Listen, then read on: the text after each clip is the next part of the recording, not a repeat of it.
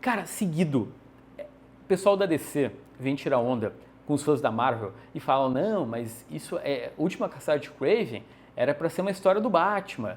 E aí a DC negou e aí foi pro Homem-Aranha. Ou seja, um dos maiores clássicos do Homem-Aranha, na verdade, é uma história do Batman. Não, não. Se vocês lerem, inclusive, aqui o pós-fácil dessa edição, o J.M. DeMatteis explica. Ele primeiro bateu na porta da Marvel, era para ser uma história do Magnum. Aí ele bateu na porta da DC, ofereceu para ser uma história do Batman, e aí ele volta a bater na porta da Marvel, oferecem para ele o Homem-Aranha, e ele escreve então A Última Caçada de Kraven. Então, seu decenalto safado, estude antes de tirar onda com a minha cara. E não é que nasceu então o Marvel de bolso. Eu vou falar para vocês, eu tenho curiosidade de saber, eu queria saber os bastidores de por que será que demorou tanto tempo para chegar um Marvel de bolso aqui no Brasil? Porque, vamos lá, a coleção DC de bolso, ela nasce, né, pelo menos no Brasil, no meio de 2024. E a versão da Marvel só foi aparecer por aqui em abril de 2026. E lembrando que a Marvel ela tem coleções de bolso, né, ao redor do mundo, né? Bom, a versão dos Estados Unidos demorou um pouco para aparecer, mas a própria Panini, lá acho que é na França, tem uma coleção de bolso linda, maravilhosa. Mas enfim, tá aqui. Marvel de bolso, Última Caçada de Kraven. Vamos começar com o seguinte, tá? Vamos começar com a parte mais supérflua desse vídeo. Eu quero fazer um comparativo entre o Marvel de bolso e o DC de bolso.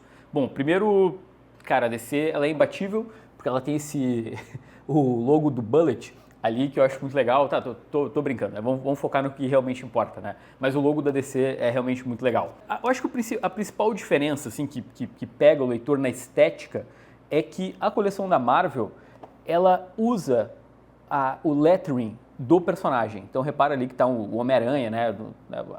A letra curvada, etc. Enquanto o DC de bolso tem um padrão para a fonte. Então, por mais que esse aqui pareça menos uma coleção, é muito mais legal, né? Pô, isso aqui pega o trabalho do letrista e, né, acaba com o trabalho do cara que fez a letra. A lombada, cara, ela é bem semelhante, né?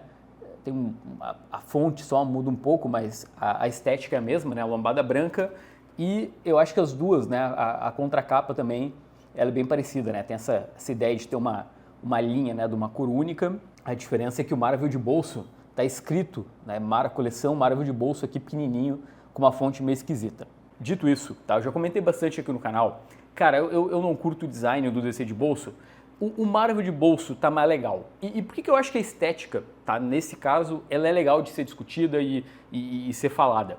Porque uma das propostas dessa coleção é justamente pegar leitor novo, né? Vocês sabem que lá nos Estados Unidos a própria DC, ela verbaliza que um dos focos dos caras é o público de mangá. Não, eu vou publicar um gibi com papel inferior, um tamanho menor, para justamente estar numa prateleira, né, que vai lembrar aí um mangá. O papel, tá, vocês estão vendo algumas imagens, é basicamente o mesmo, né?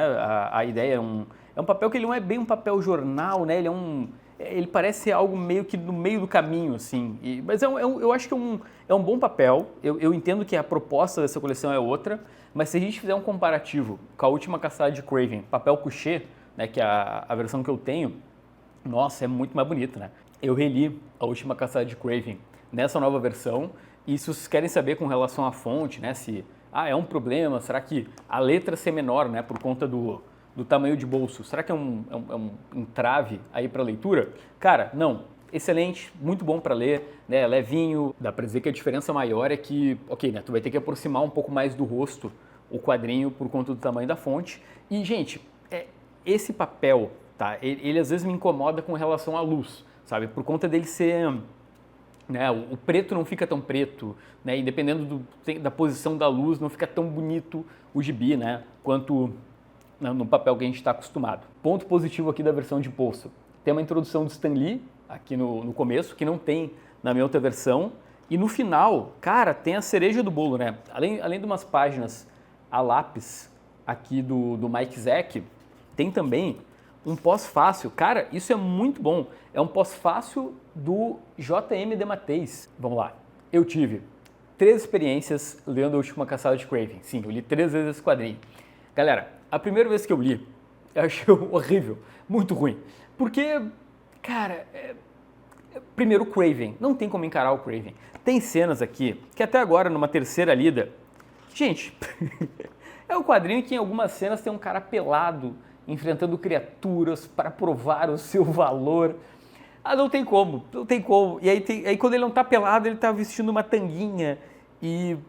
Mas beleza, né? E aí tem umas cenas, eles fazendo umas caras feias e... eu sou o Kraven. Não tem como tu ler isso aqui em alguns momentos, pelo menos no começo, tu não achar que é ridículo. Aí eu reli o quadrinho, porque eu lembro que eu fui convidado para participar do Projeto X Podcast, do meu amigo Cabeça, então eu reli para justamente participar do programa. E cara, eu reli já com uma cabeça mais... Tá, vamos tentar entender isso como um quadrinho de super-herói, né? Eu tenho que admitir algumas coisas mais ridículas para conseguir curtir a Última Caçada de Kraven. E cara, a minha leitura foi absurda. Assim, eu virei um fã da Última Caçada de Kraven, porque essa história, ela é realmente muito boa. Aí teve a terceira lida, que foi agora, né? Faz, sei lá, uns 20 minutos que eu li a última página. E eu ainda gosto muito da Última Caçada de Kraven. É realmente assim, né? Tem cenas que, pelo menos no começo, o Kraven, considerando que ele é o vilão principal aqui, gente, ele é ridículo. Mas, conforme tu vai lendo o roteiro, tu passa a entender o Kraven, a sacar as motivações por trás do que ele está fazendo e, inclusive, respeitar esse vilão meio ridículo. Trazendo um pouco de contexto. Aqui, o Homem-Aranha, ele estava num período complicado. Primeiro, recente tinha morrido o Ned Leeds, né, um amigo do Homem-Aranha, acabou sendo assassinado. Inclusive, é super chocante, né? Ele vê lá o cara numa situação terrível. Ao mesmo tempo, o Peter, ele estava recém-casado, né? Ele tinha casado com a Mary Jane.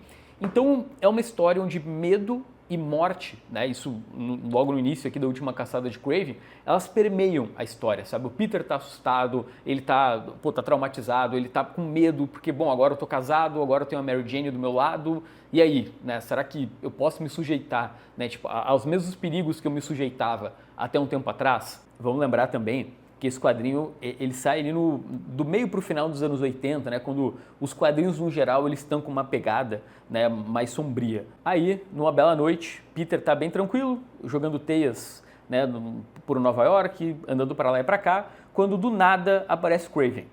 Ele pensa o seguinte: ô Kraven, pô, vamos daquele nosso teatro clássico, né? Eu sou o herói, tu é o vilão, talvez tu me prenda, tu vai me contar um plano maluco, aí eu vou descobrir um jeito de sair dessa e eu te venço no final, tá? Mas vamos tentar encurtar dessa vez. Só que do nada, o Kraven, ele puxa uma espingarda e aponta pro Peter e ele fala: cara, what? O que tu tá fazendo? Aí, o Kraven atira e eu não vou falar mais do que isso. Eita. Até eu não falei antes, né? Mas só para simbolizar essa questão da como a morte permeia esse quadrinho, uma ferramenta aqui que o J.M. DeMatteis usa muito no roteiro é o que a gente chama de foreshadowing, que é o quê? É jogar um elemento ao longo da história que vai ser uma espécie de prenúncio de algum acontecimento terrível, pelo menos tu vai dar pistas pro leitor que algo vai acontecer, então tu vai criando expectativa, suspense, e tem um maluco o tempo todo, né, hoje com uma caçada de Kraven, que ele tá cavando uma sepultura. E aí, bom, né, como eu falei pra vocês, o Peter ele toma um tiro. Então, né, meio que tudo está se desenhando por algo trágico acontecer. Eu não vou falar mais do que isso para não estragar, mas, gente, essa história, ela é muito bem contada, em primeiro lugar, na questão narrativa pelo Mike Zeck, e eu estou estudando mais ainda a narrativa. Talvez eu faça um vídeo um dia explicando um pouco como o Mike Zeck compõe as páginas, mas ele é um ótimo narrador, assim, ele é realmente muito habilidoso. A colorização do quadrinho, todo esse tom mais sombrio, então tu sente realmente que não é uma história qualquer de super-herói, é uma história mais adulta e acaba sendo legal também porque ela não é o padrão das aventuras do Homem-Aranha, né? Geralmente a gente tem o Homem-Aranha mais, ok, ele vai contar uma piada, ele vai fazer alguma besteira. O roteiro do J.M. DeMatteis é maravilhoso, cara, o tempo todo. Como eu falei, tem esses foreshadowings, tem simbologia, tu tem uma aranha andando pela parede, e isso simboliza o fim do Peter, né?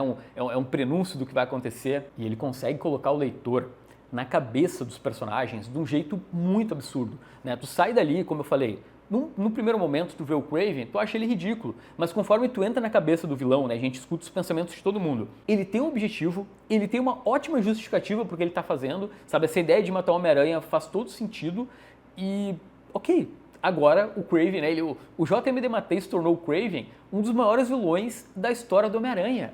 E ele é um cara de tanguinha. Em resumo, se tem alguma dúvida, pô, essa história é maravilhosa. Eu acho que a Panini acertou, é um belo título para começar, né, o DC de bolso, porque tem um tempinho que não sai, né, a última caçada de Kraven. A última vez que saiu foi naquele Grimório terrível da Panini, né, ou seja, né, se o leitor quisesse comprar, não sei quanto é que custava aquilo, enfim, era uma grana, uma edição super luxuosa. Eu quero só falar, antes de finalizar o vídeo, de um erro da Panini. Eita, Vini, tem um erro na última caçada de Kraven? Tem. Na verdade, tem um erro em várias edições, até da própria Marvel, desse quadrinho, que é o seguinte: ali nos anos 90, o próprio J.M. DeMatteis, ele escreveu o Soul of the Hunter, que é uma espécie de epílogo da última caçada de Kraven. Tanto é que aqui no Brasil, quando a Salvat publicou essa história naquela coleção de capa branca, eles colocaram o Soul of the Hunter. Então tu lê toda a última caçada de Kraven e aí na sequência tu lê um epílogo.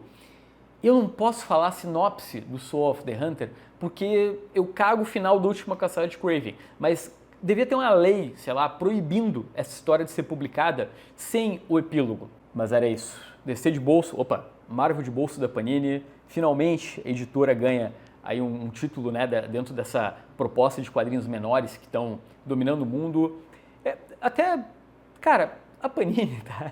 Se a gente comparar, até eu falei mal do design, né? Eu realmente não gosto dos designers brasileiros das coleções de bolso. Mas pelo menos está mais legal do que a versão lá de fora, a versão da Marvel. Nossa, a versão da Marvel da coleção de bolso é horrorosa. Lembrando que agora vem Demolidor, O Homem Sem Medo, que é o próximo título e também é incrível. E aí tem o Homem-Aranha, acho que é um novo dia, né? Acho que é um novo dia, que é o próximo título que sai, então, em junho do Marvel de bolso. Que é um belo gibi, tá? É um bom gibi, não é um clássico absurdo do Homem-Aranha, mas é um título legal, assim, para quem tá começando. Tá bom, gente? Valeu.